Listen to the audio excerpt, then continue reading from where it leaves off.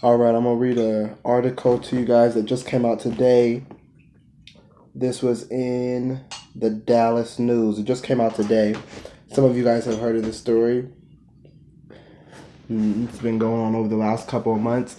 A Dallas County grand jury went home Wednesday without deciding whether to indict a former Dallas police officer in the shooting death of an unarmed 26-year-old in his apartment. Grand jurors heard testimony all day about whether Amber Geiger should be charged with murder, manslaughter, or nothing at all for killing Botham John in his Dallas apartment. They won't return until Friday to either hear additional testimony or vote on an indictment. Jean was watching a football game when Geiger fatally shot him September 6th.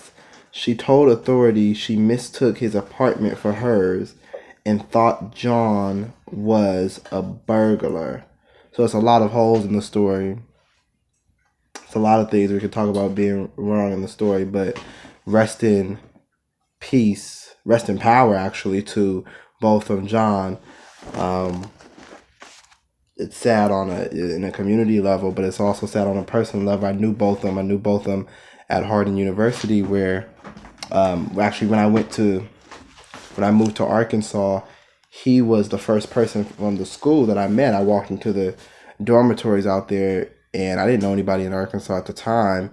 And when I walked in, he was sitting at the front desk, and he was the RA in the dormitories where we were at over there. So when he passed, this happened September 6th. My brother called me the next day and told me about what had happened. And this channel actually was started at this time because of that death and because of him being killed. So rest in peace to him. I know justice will be served because nature and God always has a way of serving justice no matter what happens. But rest in power to him and rest in peace.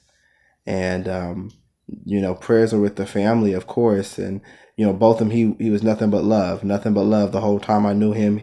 He would go to a college, like basically one of the college churches that the school was really affiliated with, and he would sing for them a lot, and he would ask me to come over and speak on Sunday nights at the congregation on the smaller services.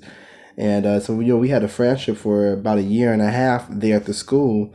And as I said, the first time I met him, got to Arkansas on a Saturday, he took me out the next day. He took me to church. It was me and him went to church, and then he took me out to lunch the next day. Nothing but love, and nothing but a brother. And he was from St. Lucia.